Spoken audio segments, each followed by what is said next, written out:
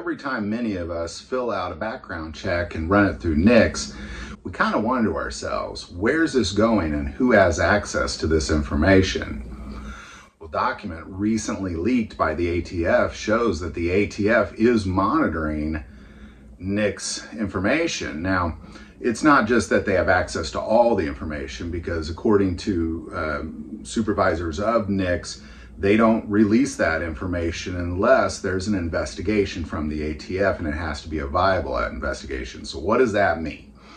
Well, according to this document, if the ATF is believing that somebody is making several straw purchases, they will then monitor NICS activities for that person, but it has to be for that person. Now, NICS information is not held for a long time, so this has got to be kind of a quick grab of information. But if the ATF is accessing NICS to monitor purchases by certain individuals, well, what that means to me is that ATF can monitor anybody's purchases through NICS.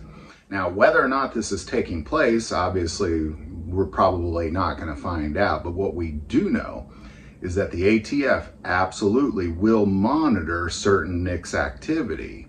Now, again, what has to take place according to this leaked document is if ATF believes that somebody's making a lot of straw purchases, and roughly what a straw purchase is somebody goes into a gun store, they buy a gun, and they go sell it to somebody who can't pass a background check. Now, if an individual is doing that often, what the ATF will do is then they will start an investigation. And one of the first stops they make is with NICS. They will then submit a request to monitor that information through the NICS system, and then NICS will approve or deny that request. But it absolutely is taking place. So if you've ever wondered, does the ATF monitor NICS activity? The answer is yes, they do monitor that activity. Now, this is something I didn't know either. Now, I know that government agencies obviously work together at times, and certainly the ATF and NICS and FBI are all going to work together during many times, but this is definitely one of them. I find this information to be very disturbing. The fact that, I could go into a gun store and fill out a background check and walk out with a gun, and then the possibility that the ATF can then monitor that activity is absolutely an infringement on our Second Amendment rights, as well as our privacy for that matter. Government has no business knowing what kind of guns I own. Now, of course, their argument's going to be, well, we don't want to know what guns you own. We want to know what guns people making straw purchases own. I get that. I understand that. But where is the line? At what point is that line?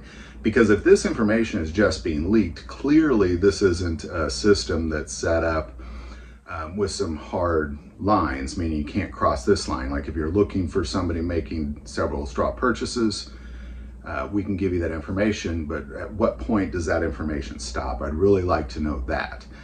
Because in the end, again, I understand you're investigating a crime, you're looking into all the information you can find on that criminal. I get that, but where is the line drawn? Because if this is a system that we are unaware of, then clearly there's some parameters missing in this process. So if you ever wondered, does the ATF monitor NICS? The answer is yes, according to leaked documents from the ATF. Really kind of disturbing news to get this. This document was released to Ammo Land News just in the last 24 hours, so it's kind of a shocker in my opinion. I think deep down we all knew that to be true, but the fact that it's actually there in black and white now really makes it quite disturbing. So love to hear your thoughts on that. If you have any information on this, please put it in the comments below. Any thoughts or opinions on it, absolutely put it in the comments below as well. If you like this video, click like and subscribe. If you feel called to support this channel through Patreon, that link's below. We're now on Instagram, so that link's also below. But the most important part of this channel is we take prayer requests, so please don't ever hesitate to send that in. Thank you for watching this episode of God, Family, and Guns. And as always, love God, love your family, and love guns.